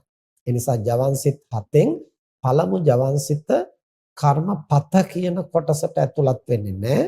ඒක කර්මයක් පමණයි. ප්‍රවෘත්ති විපාක ඇති කරනවා පමණයි. මේ භවය තුල විපාක දෙනකොට මේ භවය තුල දැනටමත් අපි ප්‍රතිසන්දිය ලැබලා ඉවරයි වෙනත් කර්මයක. ඒ නිසා අර මේ භවයේ කරන කර්මයේ පළමු ජවන්සිතේ ශක්තිය ප්‍රවෘත්ති විපාක ඇති කරලා ditta ධම්ම වේදනීය වශයෙන් මේ ලෝක වශයෙන් විපාක දෙනවා. එය කර්මපත භාවයට පළමු ජවන්සිතපත් වෙන්නේ නැහැ. හැබැයි එතනින් එහාට ඉතුරු ජවන්සිත 6ම කර්මපත භාවයෙන් ඊළඟ ආත්ම භාවවල ප්‍රතිසන්දිය ඇති කරන්නට පුළුවන්. හැබැයි අවසාන ජවන්සිත දෙවන භවයේ පමණයි ප්‍රතිසන්දිය ඇති කරන්න පුළුවන්නේ. ඒ දෙවන භවයේ ප්‍රතිසන්දිය ඇති කරන්නට කර්ම ලක්ෂයක් තියෙනවා නම් ඒන් එකකට විතරයි දෙවන භවයේ ප්‍රතිසන්දිය ඇති කරන්න අවස්ථාව සැලසෙන්නේ. අනිත් ඔක්කොගේම ප්‍රතිසන්දිය ලබා දීමේ හැකියාව දෙවන භවයේ ප්‍රතිසන්දිය ලබා දීමේ හැකියාව ඒ කියන්නේ ජවන්සිත වලින් 7 වෙනි ජවන්සිතේ ප්‍රතිසන්දිය ලබා දීමේ හැකියාව අහෝසි වෙනවා. හැබැයි ප්‍රවෘත්ති විපාක ලබා දෙන්නට පුළුවන්. ඒ 7 වෙනි ජවන්සිතේ ප්‍රතිසන්දිය ලබා දීමේ හැකියාව ආයේ ඊළඟට ක්‍රියාත්මක වෙන්නේ නැහැ. අර මැද ජවන්සිතවල ශක්තිය වැඩි නිසා 3 වෙනි ආත්ම භාවයේ ඉඳලා පිරිනිවන් පාන භවය දක්වාම ප්‍රතිසන්දිය ලබා දෙන්නට පුළුවන්. පිරිනිවන් පාන මොහොත දක්වාම ප්‍රවෘත්ති විපාක ඇති කරන්නට පුළුවන්. යම් භවයක ඉඩක් නොලැබුණොත් යටපත් වෙනවා. ඊළඟ භවයක ඉඩක් ලැබුණොත් යලි විපාක දෙනවා. නැවත ඉඩ නොලැබුණොත් යටපත් වෙනවා. නැවත ඉඩ නොලැබුණොත් විපාකත්වයටපත් වෙනවා. මෙසේ සසර බොහෝ කාලයක් විපාක ඇති කරන්නට පුළුවන්කම තියෙනවා. ප්‍රවෘත්ති විපාක සහ ප්‍රතිසන්දි විපාක. එහෙම වෙලා පිරිනිවන් පෑවට පස්සේ අහෝසි කර්ම බවට පත් වෙනවා. දැන් එතකොට අපට පැහැදිලිව කියන්නට පුළුවන් කාරණේ තමයි අපි යම්කිසි කුසල අකුසල කර්මයක් සිද්ධ කරනකොට ජවන්සිත 7ක් ඇති වෙනවා. ඒ ජවන්සිත 7ෙන්ම විපාක දෙනවා. නමුත් පළමු ජවන්සිත කර්මපත කියන කොටසට ඇතුළත් වෙන්නේ නැහැ. පළමු ජවන්සිතේ ප්‍රතිසන්දියක් ඇති කරන්නට සමත් නොවන නිසා. ඒ නිසා ඒන් ඇති කරන්නට පුළුවන් වෙන්නේ ditta ධම්ම වේදනීය වශයෙන් මේ ලබා ඇති ආත්ම භාවයේ සැප දුක් ඇති කිරීම පමණයි. ඒකත් විපාක දෙන්නේ අවස්ථාව ලැබුණොත් පමණයි. 7 වෙනි ජවන්සිතට පුළුවන්කම තියෙනවා දෙවන භවයේ විපාක ලබා දෙන්න. නමුත් අපි කර්ම බොහෝ ගණනක් සිද්ධ කරගත්තාම ඒ හැම කර්මයකම 7 වෙනි ජවන්සිත බැගින් බොහෝ ප්‍රමාණයක් තියෙනවා. ඒ හැම එකකටම දෙවන ආත්ම භාවයක් ඇති කරන්න බෑ. ඒන් එක කර්මයකට පමණයි අවස්ථාව ලැබෙන්නේ දෙවනි භවයේ උත්පත්තිය ලබා දෙන්න. අනෙකුත් කර්මවල ප්‍රතිසන්දිය ලබා දීමේ ශක්තිය අහෝසි වෙනවා. හැබැයි අර මැද ජවන්සිත 5 අපි ඒ වගේ කර්ම ලක්ෂ ගණනක් කරගෙන තිබුණත් ඊළඟ ආත්ම භාවවල ඉඩ ලැබෙන හැටියට ප්‍රතිසන්දිය ලබා දෙන්නට සමත් වෙනවා. ප්‍රවෘත්ති විපාක ලබා දෙන්නට සමත්. මේ විදිහට මතු පිටින් අපට බලලා කියන්නට බෑ මෙන්න මේ කර්මය තමයි ප්‍රතිසන්දිය ලබා දෙන්නේ, මේ කර්මය තමයි ප්‍රතිසන්දිය ලබා නොදෙන්නේ කියලා මතු පිටින් බලන්නට බෑ. අපට සාධක වශයෙන් කියන්නට පුළුවන් ප්‍රාණඝාතයක් සිද්ධ කරනකොට සතෙක් වීම, සතෙක් බව දැන ගැනීම, වදක චේතනාව, උපක්‍රම කිරීම, ඒන් ඝාතනය වීම කියන කරුණු පහ සිද්ධ වුණොත් ඒ කර්මය කර්මපතයක් හැටියට දුගතියේ උපද්දවන්නට සමත් වෙනවා. හැබැයි ඒ සමත් වෙන කර්මය දුගතියේ උපද්දවනවද නැද්ද කියලා තීරණය වෙන්නේ ඒ අවස්ථාවට අනුව ඒ කර්මයට ඉස්මතු වෙන්නට අවකාශයක් සැලසුණොත් පමණයි. මේක අපි මූලික වශයෙන් පැහැදිලිව තේරුම් ගන්නට ඕන. කර්මය සහ කර්මපතය කියන తত্ত্বය වෙන වෙනම අපිට මේවා තමයි කර්ම බවට පත් වෙන ඒවා, මේවා තමයි කර්මපත බවට පත් වෙන ඒවා කියලා මානසික වශයෙන් ඒ ඇති වෙන తত্ত্বය විග්‍රහ කරන්න පහසු නෑ. අපිට සාධක වශයෙන් මෙන්න මේ සාධක පහ එකතු වුණොත් ප්‍රාණඝාතය කර්මපතයක් බවට පත් වෙනවා කියලා දල වශයෙන් හඳුනා ගන්නට පුළුවන්. එහිදී ඇති වෙන ජවන්සිත හතේ පළමු ජවන්සිත කර්මපත කියලා හඳුන්වන්නට බෑ. ඇයි? එය ප්‍රතිසන්දියක් ලබා දෙන්නට සමත් නොවන නිසා. ඉතිරි ජවන්සිත හයම ප්‍රතිසන්දිය ලබා දෙන නිසා කර්මපත කියලා හඳුන්වන්නට පුළුවන්. හැබැයි ඒවත් ප්‍රතිසන්දිය ලබා දෙන්නේ ඉඩක් ලැබුණොත් පමණයි. ඊළඟට අදත්තා දාණය. අදත්තා දාණයත් ওই විදිහයි. අදත්තා දාණය කියලා කියන්නේ නුදුන් අනුන් සන්තක දේ ගැනීම. එතනදිත් කරුණු පහක් සම්පූර්ණ වෙන්නට ඕන. අනුන් අයත් දෙයක් වීම, අනුන් අයත් බව දැන ගැනීම, සොරකම් කිරීමේ අදහස, ඒ සඳහා උපක්‍රම යෙදීම, එයින් ඒ අනුන් සන්තක දේ තමන් සන්තක කර ගැනීම. මේකත් කරන විවිධ ක්‍රම තියෙනවා. තමන් අතින් හොරකම් කරනවා, අනුන්ට කියවලා හොරකම් කරනවා, කුසපත් ඇදීම් ආදියෙන් වංචා කරනවා, තියෙන තැන වෙනස් කරලා වංචා කරනවා. මේ විදිහට විවිධ ක්‍රම වලින් අන්සතු දේ තමන් සන්තක කරගන්නට පුළුවන්. ඒවා මහානායක හාමුදුරුවන්ගේ බෞද්ධයාගේ අත්පොත වැනි පොත් කියවලා ඒවා දීර්ඝ වශයෙන් විස්තර හඳුනා ගන්නට ඕන. ප්‍රධාන වශයෙන් අන්සතු වීම, අන්සතු බව දැන ගැනීම, සොරකම් කිරීමේ චේතනාව, උපක්‍රම කිරීම, ඒන් සොරකම අනුසන්තක දේ තමන් වෙත අත්පත් කර ගැනීම කියන කරුණු පහ සම්පූර්ණ වෙනවා නම් එතන කර්මපතයක් වෙන්නට අවශ්‍ය සියල්ල සම්පාදනය වෙලා. එතකොට එහිදී අනුන්සතු දෙයක් කියලා අපි හිතාගෙන ගත්තට ඇත්තට මේක අන්සතු දෙයක් නොවේ නම්, ඒ කියන්නේ කොතනක හරි තියනවා යමක්, ඒක කෙනෙක් තමන්ට අවශ්‍ය නැති නිසා ඉවත දාපු දෙයක්. අපි හිතනවා මේක අන්සතු දෙයක්, මම ඒක හොරෙන් ගන්නට ඕන කියලා. අපි ගන්නවා. ඇත්තට මේක අනුන්ට අයිති දෙයක් නොවේ නම්, අනිත් අය අතහැරලා දාපු දෙයක් නම්, එතකොට අපි හිතාගත්තා වුණාට එතන අංග සම්පූර්ණ වෙලා නැහැ. ඊළඟට අනුන්සතු දෙයක් උනත් අනුන්සතු බව නොදැන ඒක තමන්ට අයිති දෙයක් කියලා හිතාගෙන ගත්තොත් එතන කොහෙත්ම චේතනාව සම්පූර්ණ වෙලා නැහැ. අපි උපක්‍රමයක් කළා වුණත් අනුසන්තක දේ තමන් සන්තකයට ගන්නට නොහැකි වුණොත් ඒත් එතන සාධක සම්පූර්ණ වෙලා නැහැ. මෙන්න මේ විදිහට මේ සාධක පහ විටින් විට උස් පහත් වෙන්නට පුළුවන්. ඒ උස් පහත් වීම මත කර්මය උස් පහත් වෙනවා. ඒ වගේම අපි හොරකම් කරන දේ වඩා වටිනා දෙයක් නම් මහා සාවද්‍ය කර්මයක් වෙනවා. අපි හොරකම් කිරීමේදී යොදන උපාය මාර්ගයේ දිගු කලක් අපි වෙහෙස මහන්සි වෙලා උපක්‍රම යොදනවා නම් කර්මය මහා සාවද්‍ය වෙනවා. අපි හොරකම් කරන දේ දැඩි ලෝභයෙන්, දැඩි වෛරයෙන් අපි සිද්ධ කරනවා නම් කර්මය මහා සාවද්‍ය වෙනවා. ඒ වගේම සිල්වතෙකුට, ගුණවතෙකුට අයිති දෙයක් නම් අපි හොරකම් කරන්නේ මහා සාවද්‍ය වෙනවා. අපි කරපු හොරකම නිසා ලෝකෙට බරපතල හානියක් සිද්ධ වෙනවා නම් ඒ කර්මය මහා සාවද්‍ය වෙනවා.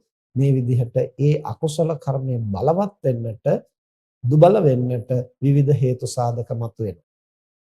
ඒ වගේම ඒක විපාක දීමේදී අර ප්‍රාණඝාතය ගැන කිව්වා වගේම අවස්ථාව ලැබුණොත් විපාකත්වයටපත් වෙනවා.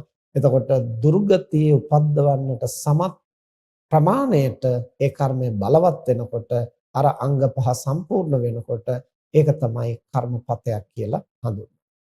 ඊළඟට කාම මිත්‍යාචාරය. කාම මිත්‍යාචාරයේදී අන්සතු ස්ත්‍රියක් වීම අන්සතු කියලා කියන්නේ මව විසින් රකින, පියා විසින් රකින, සහෝදරයා විසින් රකින, සැමියා විසින් රකින මේ විදිහේ නොඑක ආකාරයකින් ලෝකයා විසින් ආරක්ෂා කරන. එහෙම නැත්නම් තමන් විසින්ම සීලයෙන් හිරියොත්ප්ප වලින් තමන්ව ආරක්ෂා කරගන්නට වෑයම් කරන. ඒ බඳු ස්ත්‍රියක් වීම, ඒ වගේම ඒ ස්ත්‍රිය සමග කාමසේවනය කිරීමේ සිතුවිල්ල, ඒන් ක්‍රියාත්මක වීම සහ එය ඉවසීම. ඒ කියන්නේ ඒ වින්දනය තමන් විඳීම කියන මේ කාරණා සම්පූර්ණ වෙනකොට, මේ කාරණා හතර සම්පූර්ණ වෙනකොට එතන කර්මපතයක් බවට පත් වෙන්නට කරුණු සැලසීලා තියෙනවා. ඒ කරුණු හතර සම්පූර්ණ වුණහම ඒන් ඇතිවෙන චේතනාව දුගතිය උපද්දවන්නටත් සමත් වෙනවා, ප්‍රවෘත්ති විපාක ඇති කරන්නටත් සමත් වෙනවා. අර මුලින් පැහැදිලි කළා වගේ අවස්ථාවක් ලැබුණොත් ඒ තන ඒ කර්ම ඉස්මතු වෙලා ක්‍රියාත්මක වෙනවා. ඊළඟට මුසාවාද, පිසුන වාච, පරුස වාච, සම්පප්පලාප කියන වචනයෙන් සිද්ධ වෙන අකුසල කර්ම. එතකොට මුසාවාද කියලා කියන්නේ බොරු කීම. බොරු කීම අපිට වචනයෙන් කරන්නත් පුළුවන්, අතින් පයින් කරන්නත් පුළුවන්, ඒ වගේම චිත්‍ර සටහන් ආදියෙන් කරන්නත් පුළුවන්, ලේඛනයෙන් කරන්නත් පුළුවන්. කවර ආකාරයකින් හෝ අපි අනුන් රවටන අදහසින් ක්‍රියාත්මක වෙනවා නම්, එතකොට ඇත්තක් නොවීම, ඒක ඇත්තක් නොවන බව Taman දැන ගැනීම, අනුන් රැවටීමේ අදහස, ඊළඟට ඒ අදහසින් අපි ඒ අනුන් රැවටීමේ අදහසින් යුක්තව අපි ඒක ඇඟවීම, අනිත් කෙනා ඒ වටහා ගැනීම. එතකොට ඇත්ත නොවීම, ඇත්ත නොවන බව දැන ගැනීම, අනුන් රවටන අදහසින් යම්කිසි ආකාරයකින් ඒක ඇඟවීම, අනුන් වටහා ගැනීම කියන මේ කරුණු හතර සම්පූර්ණ වෙනකොට එතන මුසාවාද කර්මපතයක් සම්පූර්ණ වෙන්නට අවශ්‍ය බාහිර කාරණා ටික සම්පූර්ණ වෙලා තියෙනවා. බාහිර සහ අභ්‍යන්තර මනසයි භෞතික කරුණුයි දෙපැත්තම සම්පූර්ණ වෙලා තියෙනවා. ඒ ටික සම්පූර්ණ වුණොත් කර්මපතයක් වෙනවා. ඒ කියන්නේ ප්‍රතිසන්දිය ලබා දෙන්නට සමත් වෙනවා. ඉඩ ලැබෙන ආකාරයෙන් ඒ ප්‍රතිසන්දිය සඳහා හේතු වෙන්නට පුළුවන්. ඊළඟට පිසුන වාච. පිසුන වාච කියලා කියන්නේ අනුන් බිඳවන්නට යම් කරුණු කීම. එතකොට ඒ කියන කාරණා බොරු වෙන්නටත් පුළුවන්, ඇත්ත වෙන්නටත් පුළුවන්. සමහරට ඇත්තම කරුණු වෙන්නට පුළුවන් කියන්නේ. නමුත් අනිත් අය බිඳවන්නට. එතකොට ඒකෙදි බිඳවන්නට පුද්ගලයෙක් සිටීම, බිඳවන අදහස, ඒ බිඳවන අදහසින් අතනින් ගත්තු කාරණේ මෙතනට ඇවිදින් ප්‍රකාශ කිරීම, එයින් ඒ සත්වයා, ඒ පුද්ගලයා අනිත් කෙනා සමග මානසිකව තිබිච්ච සම්බන්ධය බිඳීම කියන මේ කාරණා හතර. ඒ කියන්නේ බිඳවිය යුතු කෙනෙක් වීම, බිඳවන අදහස, ඒ සඳහා ප්‍රකාශනයක් හෝ යමක් කිරීම, එයින් අන්‍ය සත්වයා, අන්‍ය පුද්ගලයා තුල යම්කිසි කලකිරීමක්, බිඳීමක්, සිත් බිඳීමක් අනිත් පුද්ගලයා සමග ඇතිවීම කියන මේ කරුණු සම්පූර්ණ වෙනකොට කර්මපතයක් වෙන්නට අදාළ මානසික සහ භෞතික කාරණා සම්පාදනය වෙනවා. ඒ කර්මය දුගතිය උපද්දවන්නට සමත් වෙනවා. එනිසා ඒක කර්මපතයක් හැටියට හඳුන්වන්නේ. අවස්ථාව ලැබෙන හැටියට එය ක්‍රියාත්මක වෙනවා. ඊළඟට පරුස වාච. පරුස වාච කියලා කියන්නේ අන් අයගේ සිත් රිදෙන විදිහේ රළු වචන. ඒතර අනේකාගේ සිත රිදවන්නට අදහස් කිරීම, ඒ සඳහා වචන ප්‍රකාශ කිරීම, අනිත් කෙනා ඒක තේරුම් අර ගැනීම, ඒ කියන්නේ අනිත් කෙනාට එකෙන් පීඩාවක් ඇතිවීම කියන මේ කාරණා සම්පූර්ණ වෙනකොට එතන කර්මපතයක් සම්පූර්ණ වෙන්නට අවශ්‍ය සාධක ටික පූර්ණ වෙලා තියෙනවා. එතකොට පරුස වාච කියන එක අද කාලේ කියන හැටියට මේ කුණුහාරප, අසභ්‍ය වචන කියන එක පමණක් නෙමෙයි. සමහර වෙලාවට ලෝක සම්මත වූ සભ્ય වචනයක් වෙන්නට පුළුවන් අනිත් කෙනාගේ හිත රිදෙන. දැන් අපි හිතමු මහත්තයා කියන එක. ඒතර මහත්තයා කියන එක ගෞරවයෙන් කියන්නත් පුළුවන්. මහත්තයා කියලා අනිත් කෙනාට නින්දාව පිණිස කියන්නත් පුළුවන්. මේ විදිහට විනයෙහි සඳහන් වෙනවා දස ආක්‍රෝෂ වස්තු හැටියට කෙනෙකුට ආක්‍රෝෂ කරන්නට, පරිභව කරන්නට පරුෂ විදිහට කතා කරන්න පුළුවන් විවිධ ආකාර ජාතිය මතක් කරලා ඒ කියන්නේ ඒ තනත්තාගේ ජාතියෙන් නිග්‍රහ කරනවා, ගෝත්‍රයෙන් නිග්‍රහ කරනවා. ඒ කියන්නේ තමන්ගේ પરම්පරාව කුලය මතක් කරලා ඊළඟට තියෙන ලෙඩක් මතක් කරලා නිග්‍රහ කරනවා. ඒ ලෙඩේ පාදක කොටගෙන තමන් කරපු වැරද්දක් පාදක කොටගෙන නිග්‍රහ කරනවා. ඊළඟට සමහර වෙලාවට ඒ තනත්තාගේ ක්ලේශයක් පාදක කොටගෙන නිග්‍රහ කරනවා. ඒ තනත්තා කරන රැකියාව මුල් කොටගෙන නිග්‍රහ කරනවා. මේ විදිහට විවිධ ආකාරයෙන් ඒ පුද්ගලයාට නිග්‍රහ කරන්නට ජාතිය, ගෝත්‍රය, වෘත්තිය, භෝගය, ක්ලේශය මේ ආදී විවිධ කරුණු පාවිච්චි කරනවා නම් අන් අයගේ සිත් රිදවීම සඳහා ඒ හැම එකක්ම ඔය කියන පරුස්ස වචන කියන ගණයටයි ඇතුළත් වෙන්නේ. ඊළඟට සම්පප්පලාප. සම්පප්පලාප කියලා කියන්නේ තමන්ටත් අනුන්ටත් ප්‍රයෝජනයක් නැති කාලය නාස්ති කරන මෙලවට පරලවට අර්ථයක් නොවන හිස් වචන. එතකොට ඒ බඳු වචනයක් ප්‍රකාශ කිරීමේ අදහස සහ ඒ බඳු වචනයක් ප්‍රකාශ කිරීම කියන මේ කාරණා දෙක සම්පූර්ණ වෙනකොට සම්පප්පලාපය සිද්ධ වෙනවා. මේ විදිහට වචනයෙන් සිද්ධ වෙන කර්මපත. ඊළඟට වැදගත්ම පැත්තක් තමයි මනසින් පමණක් සිද්ධ වෙන කර්මපත. දැන් මනසින් විතරක් කොහොමද සිද්ධ වෙන්නේ? අපි මුලින් සිහිපත් කළා චේතනාව කියලා කියන්නේ කායික වාචසික මානසික වශයෙන් ක්‍රියාවන් සිද්ධ කරන ක්‍රියාසාධක බලයයි. ඒතර කය හසුරුවලා ක්‍රියා කරන්නත් පුළුවන්, වචනය හසුරුවලා ක්‍රියා කරන්නත් පුළුවන්, මනස හසුරුවලා ක්‍රියා කරන්න පුළුවන්. ඒතර මනස හසුරුවලා කරන ක්‍රියා තුනක් හැඳින්වෙනවා අකුසල් වශයෙන් අවිජ්ජා, ව්‍යාපාද, මිච්ඡාදිට්ඨි. අවිජ්ජා කියලා කියන්නේ දැඩි ලෝභය.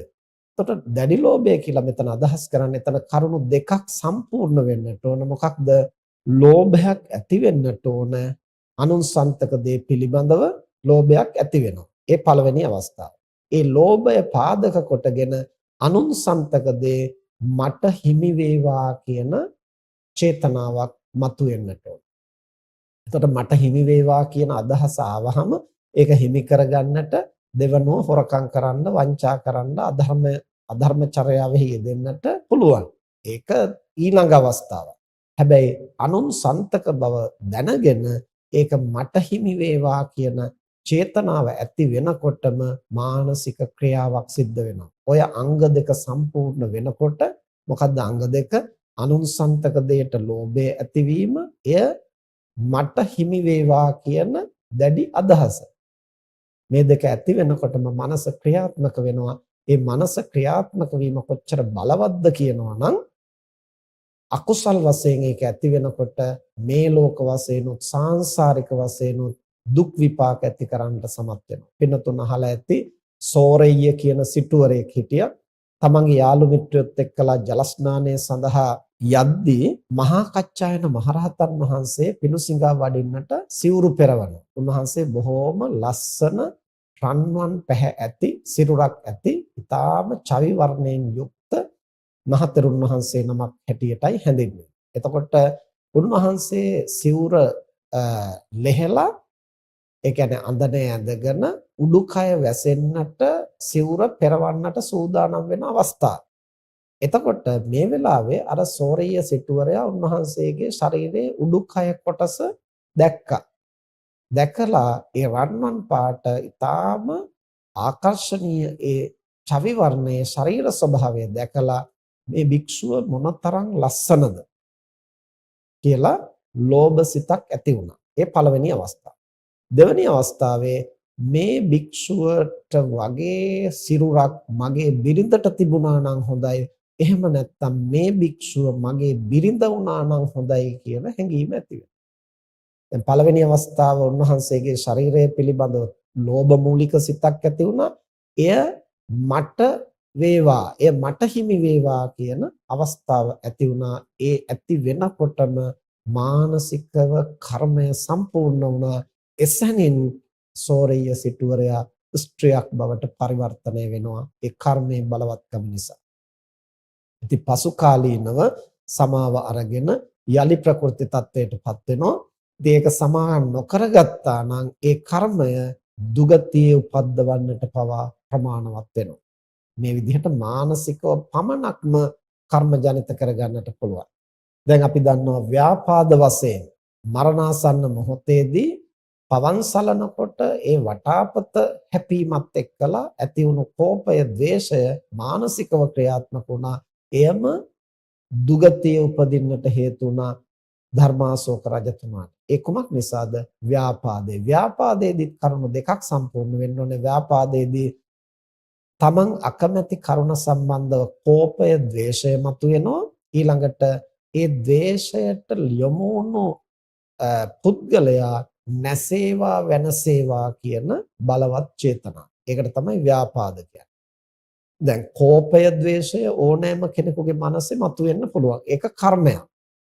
ඒක කර්මපතයක් බවට පත් වෙන්නේ ද්වේෂය මතුවෙච්ච පමණින් නෙමෙයි, ද්වේෂයට ලක් වුණු තැනැත්තා නැසේවා වෙනසේවා කියලා ඒ තැනැත්තාගේ විනාශය මනසින් අපේක්ෂා කරනවා නම් ඒක දුගතිය උපද්දවන්නට හේතු වෙන කර්මපතයක් බවට පත් වෙනවා.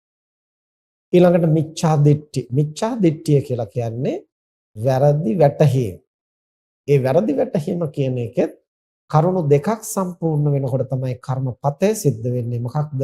වැරදි විදිහට සිතීම, ඒ වැරදි විදිහට සිතූ දේ ඒ විදිහටම දැඩිව ග්‍රහණය කර ගැනීම. ඒතර වැරදි විදිහට හිතනවා කියන එක ඕන කෙනෙක් අතෙන් සිද්ධ වෙන්න පුළුවන්. එයම දැඩිව අල්ලා ගැනීම, මෙයම සත්‍යයි අන්දේ වැරදි කියලා දැඩිව ගත්තාම ඒක මිත්‍යා දෘෂ්ටිය බවට පත් වෙනවා. එය දුගතිය උපද්දවන්නට හේතු වෙන බරපතල කර්මයක් හැටියට තථාගතයන් වහන්සේ දේශනා කරනවා. මිත්‍යා දෘෂ්ටිය තරම් බරපතල පාප කර්මයක් මම තවත් දකින්නේ නැහැ කියලා. එතකොට මේ බරපතලම මිත්‍යා දෘෂ්ටිය වෙන්නේ නාස්තික දෘෂ්ටිය, අහේතුක දෘෂ්ටිය සහ අකිරිය දෘෂ්ටිය. නාස්තික දෘෂ්ටිය කියලා කියන්නේ මෙලව නැත, පරලොව නැත, මව නැත, පියා නැත, දුන් දෙහි විපාක නැත ආදී වශයෙන් දස වස්තුක මිත්‍යා දෘෂ්ටිය. දස වස්තු පිළිබඳව ඇති වෙන නැත කියලා ඇති වෙන නිෂේධාත්මක දෘෂ්ටිය නාස්තික දෘෂ්ටියයි කියලා හඳුන්වනවා. ඊළඟට අකිරිය දෘෂ්ටිය කියලා කියන්නේ දන් දුන්නට ඒවයින් යහපතක් නැහැ, ඝාතනය කළාට ඒන් සිද්ධ වෙන අයහපතකුත් නැහැ. ඒ නිසා කැපෙන කඩුවක් අරගෙන මේ කෙලවරේ ඉඳන් අනිත් කෙලවර දක්වා මහ පොළවේ සියලු දෙනා ඝාතනය කරගෙන ගියත් ඒන් සිද්ධ වෙන හොඳක් හෝ නරකක් නැහැ කියලා ක්‍රියාවෙහි ඵලයක් නැති බව තීරණය කරලා ඒ දෘෂ්ටියෙහි එල්බ ගැනීම අකිරිය දෘෂ්ටිය. ඊළඟට අහේතුක දෘෂ්ටිය කියලා කියන්නේ සත්වයා පිරිසිදු වෙන්න හේතුවක් ඇතුව නෙමෙයි, සත්වයා කිලිටි වෙන්නේ හේතුවක් ඇතුව නෙමෙයි, අහේතු අප්‍රත්‍යකව සත්වයා පිරිසිදු වෙනවා, අහේතු අප්‍රත්‍යකව සත්වයා කෙලසෙනවා කියලා මෙසේ පිළිගන්නා දෘෂ්ටිය. මේවා තමයි වඩාම බරපතල මිත්‍යා දෘෂ්ටි. ඒ බඳු මිත්‍යා දෘෂ්ටියක් වැරදි විදිහට හිතෙන්නට පුළුවන් ඕන කෙනෙකුට. නමුත් එයමයි සත්‍ය, අන්සියල්ල වැරදි කියලා දැඩිව ග්‍රහණය කරගත්තාම ඒ දුගතිය උපද්දවන්නට හේතු වෙන කර්මපතයක් බවට පත් වෙනවා. එතකොට ඔය කියන කර්මපතයන්ගෙන් සිත මුදවාගෙන සුචරිතේහි සිත පවත්වනවා නම් එය දස කුසල කර්මපතයයි කියලා හඳුන්වනවා. එතකොට දාන, සීල, භාවනා, පත්තිපත්තානුමෝදනා, වෙය්‍යාවච්ච, අපචායන, ධම්මදේශනා, ධම්මසවන, දිට්ඨිජුකම්ම කියන ආකාර 10නුත් අපට කුසල කර්මපතයන් ජනිත කරන්නට පුළුවන්කම තියෙනවා. තව මෙහිදී විශේෂ කාරණයක් සිහි කරන්නට ඕන. සුරාපානය කියන එක දස අකුසල කර්මපත වලට එකතු කරලා නැහැ. ඒ කුමක් නිසාද? සුරාපානය ඍජුවම නිරය උපද්දවන්නට හේතු වෙනවයි කියලා ඍජුවම ප්‍රකාශ කරන්න පුළුවන් කාරණයක් නෙමෙයි. නමුත් සුරාපානය නිසා යම් කෙනෙක් ප්‍රාණඝාතය කළොත්, හොරකම් කළොත්, කාම මිත්‍යාචාරයේ යෙදුනොත්, බොරු කිව්වොත්, ඒ දස අකුසලයම සිද්ධ කරන්නට සුරාපානය පූර්ව සාධකයේ වෙන්න පුළුවන්. එහෙම වුණොත් ඒක නිරය උපද්දවන්නට, දුගතිය උපද්දවන්නට සමත්. එනිසා ඒකාන්ත වශයෙන්ම ප්‍රාණඝාතය, අදත්තා දානය වගේ සුරාපානය පමණක්ම අකුසලයක් වෙනවා. නමුත් අකුසල කර්මපතයක් වෙනවයි කියලා දක්වන්න පුළුවන් කමක් නැහැ. ඒ කියන්නේ සුරාපානය නිසා මේ ලෝක වශයෙන් සිද්ධ වෙන හානි, ඒ කියන්නේ ප්‍රඥාව මොටවීම, අන් අයගේ අප්‍රසාදයටපත් වීම, ලැජ්ජ බය නැතිවීම, රණ්ඩු සරුවල් නැතිවීම, මේ ආදී බොහෝ හානි මේ ලෝක වශයෙන්, පරලෝක වශයෙන් උපදින භවවල උමතු බව ඇතිවීම, මන්ද බුද්ධික වීම, මේ බඳු ප්‍රවෘත්ති විපාක ඇති කරනවා. හැබැයි ඍජුවම දුගතිය උපදින්නට හේතු වෙන්නේ ප්‍රාණඝාත, අදත්තා දාන ආදී සමග එකතු වුණොත් පමණයි. ඒ නිසා තමයි සුරාපානය අකුසල කර්මයක් වුණාට ඒක අකුසල කර්ම පතයක් හැටියට දක්වන්නා නැත්තේ එක හේතුවක් තමයි ඒක. මොකද්ද? අකුසල කර්ම පතවලට పూర్ව වශයෙන් උත් පස්චිම වශයෙන් හොරකම් කරන්න, ප්‍රාණඝාතය කරන්න, හයිය හදාගන්න, කාමයේ වරදවා හැසිරෙන්න කලින් මත්පැන් බොන්න පුළුවන්. සමහරට හොරකම කරලා සත්තු මරලා සතුටට මස් කන්නට මත්පැන් බොන්න පුළුවන්. එහෙම වුණොත් పూర్ව චේතනා වශයෙන්, අපර චේතනා වශයෙන් ඒ මත්පැන් බීම දුගතිය උපදින්නට හේතු වෙනවා. එහෙම නැතුව යම්කිසි කෙනෙක් මත්පැන් පානය කිරීම අකුසලයක් වෙනවා. නමුත් ඍජුවම එය පමණක්ම නිරේ උපදින්නට, දුගතිය උපදින්නට හේතු වෙනවා කියලා කියන්නට බෑ. ඒ නිසා තමයි ඒක කර්මපත හැටියට දක්වලා නැත්තේ. අනිත් කාරණේ තමයි දස අකුසල කර්මපතය සමගම ඒකාබද්ධව පවතින නිසා එය වෙන්කොට අකුසල කර්මපතයක් හැටියට දක්වලා නැති බවත් ආචාර්යවරු පැහැදිලි කරනවා. මේ විදිහට අපි පරිස්සමෙන් තේරුම් ගන්නට ඕන චේතනාවේ ශක්තිය තමයි කර්මය කියලා කියන්නේ. චේතනාව කියන්නේ සබ්බචිත්ත සාධාරණ චෛතසිකය. සබ්බචිත්ත සාධාරණ චෛතසිකයක් වෙන්නේ ඇයිද? සෑම සිතකින්ම යම්කිසි ක්‍රියාවක් කරන. ඒ නිසා චේතනාහම් භික්කවේ කම්මං වදාමි. චේතනාව තමයි කර්මය බවට පත් වෙන්නේ. හැම සිතකින්ම කර්මයක් කළාට හැම සිතකින්ම කරන කර්මය අනාගත විපාක ඇති කරන්න සමත් වෙන්නේ නැහැ. අනාගත විපාක ඇති කරන්න සමත් වෙන්නේ ජවන් සිත්වල යෙදෙන කර්මය පමණයි. ක්‍රියාව පමණයි. ඒ නිසා ජවන් සිත්වල යෙදෙන චේතනාව අනාගතේ සැප දුක් විපාක ඇති කරන්නට සමත් වෙන නිසා ඒවා කුසල අකුසල කර්ම හැටියට හඳුන්වනවා. ඒ කුසල අකුසල කර්ම වලින් ඇති කරන විපාකය දෙවිධයකට විපාක දෙන්න පුළුවන්. ප්‍රතිසන්ද විපාක සහ ප්‍රවෘත්ති විපාක කියලා. ඒයින් කවරාකාරයෙන් විපාක ඇති කළත් ඒක කර්මයක් හැටියට හඳුන්වනවා.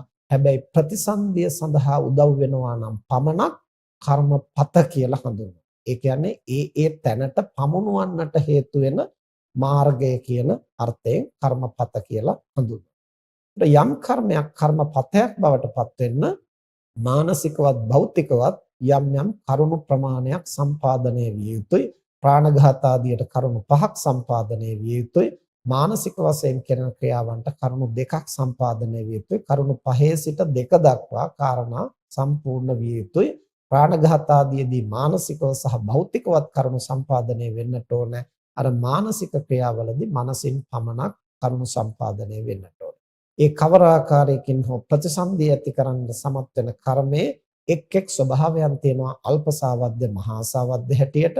මහාසාවද්ද කර්මවල ආනන්තර පාප කර්මයේ පමණයි පසුබිම හදාගෙන අනිවාර්යෙන්ම විපාක දෙන්නට සමත් වෙන්නේ. අවශේෂ අකුසල කර්ම ප්‍රතිසන්දිය ලබා දෙන්නට උපකාර වුණත් ඒවා යම් හේතුවකින් යටපත් වුණොත්, නිෂේධ වුණොත් ඒවාට ප්‍රතිසන්දිය ලබා දීමේ හැකියාව නැහැ.